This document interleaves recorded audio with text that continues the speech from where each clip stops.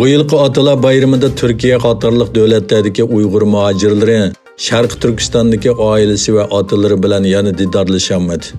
Chunki Xitoy hukumatining Sharq Turkistonda madaniyat qirg'inchiligi va irqiy qirg'inchilik olib berib, Uyg'urlarning kimligi, tili va diniy e'tiqodini yo'qotish urinishi davomlashmoqda. Atalar bayrami kuni chet eldagi Uyg'urlar yana bir qatim Xitoy hukumatiga dadalarimizni qo'yib ba, oilamizdagilar bilan jam bo'layli deb xitob qildi. Uyg'ur harakati bu kunda bir bayonot e'lon qilib, Uyg'urlarning azobini o'rtoqlashdi. Bu tashkilot bayonotida mundaq dedi: Xitoy hukumatining irqiy qirg'inchiligi sababidan millionlagan Uyg'ur oilasi va otalardan ayrildi. Biz azob uqubatlarning bekorga ketmaydiganligini eskartamiz.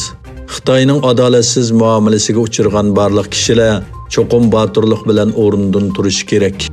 Aql farosatingizni ishga solib, haqqoniyat yo'lida qalbingizdagi azoblarni so'zlang, e'tiqodingiz bilan ish qiling. Yomonlik qiluvchilardan qo'rqmang. Haqiqat davomli o'tirg'i chiqadi. Haqiqat bizni erkinlikka erishtiradi. O'xshashla, haqiqat zolimlarni davomli ayiblaydi. Biz kuchlik, chunki biz haqiqat ustida.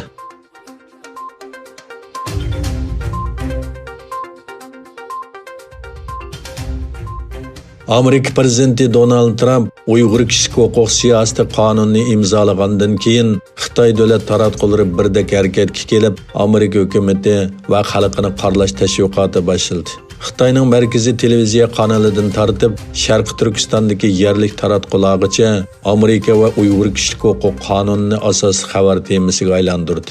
Xitoy hukumati o'quvchilar va diniy zotlarni o'z ichiga olgan har qaysi sohalardagi Uyg'urlarni Xitoyning zulmini oqlashga va inkor qilishga majburladi. Shuning bilan birga ularni Amerika hukumatini, Amerikalik siyosiy yo'llarni va Amerika jamiyatini tillashga, qoralashga majburladi.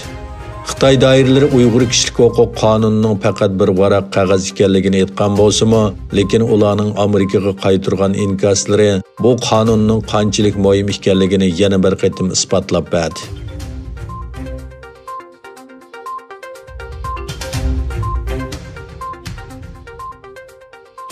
Hindiston qatnash ministri Singe Hindiston televiziya taratqullarining ziyoratini qabul qilganda mundaq dedi: Xitoy armiyasi Hindiston Xitoy chegarasidagi eng yangi to'qinishda kam deganda 40 askardan ayrildi. Hindiston qatnash ministri Singe shanba kuni kechda Hindiston televiziya taratqullarining ziyoratini qabul qilganda mundaq degan: Agar bizning Hindiston tarafdan 20 odam o'lgan bo'lsa, Xitoy tarafdan falokatga uchirganlar oz deganda bizdan birasi ko'p. Singe Hindiston armiyasining bosh qo'mondoni bo'lgan. U mundaq dedi: Xitoy 1962-yildagi Xitoy Hindiston chegara urushini o'z ichiga olgan, urushda qazo qilganlarni azaldan e'tirof qilib boqmadi. Oldingi bir necha hafta Xitoy bilan Hindiston armiyasi o'rtasidagi necha 10 yildan buyongi eng og'ir to'qinish Galvan vodiysining talash tortishidagi chegara rayonida yuz berdi. Hindiston tarafining bildirishicha, to'qinishda kam deganda 20 Hindiston askari va qo'mondoni o'lgan bo'lib, 78 yardar yanada davolanmoqda. Xitoyning yer shari vaqt kezdi Xitoy askarlarining talafotga uchirganligini aytgan bo'lsa-mu, ammo tafsili sonliq ma'lumotlarni e'lon qilishni rad qilgan.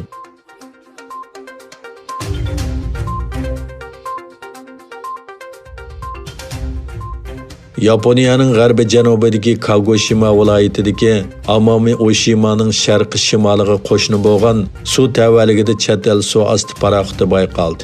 Yaponiya davlat mudofaa ministrligi e'lon qilgan bayonotga qaraganda, Xitoy dengiz armiyasiga tava deb qaralgan suv osti paraxoti Yaponiya dengiz tavalligiga yaqinlashgan. Ammo davlatning suvlariga daxl-taruz qilmagan.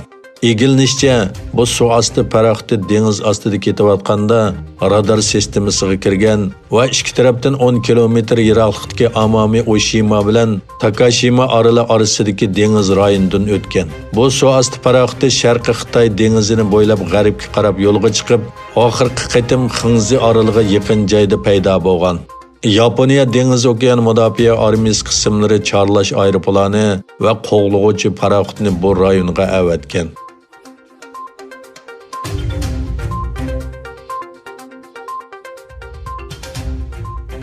Rossiya prezidenti Vladimir Putin asosiy qonunga tuzatish kirgizish ma'qullanganda yana bir qatim prezident saylamiga qatnashish mumkinligini yo'q chiqarmaydiganligini bayon qildi. Rossiya 1-iyun asos qonunga tuzitish kirgizishni umumiy xalq arasida ovozga qo'ydi. Rossiyaning hozirgi asosiy qonuniga asosan Putinning vazifa o'tash muddati 2024-yili to'shdi. U endi saylamga qatnasha olmaydi.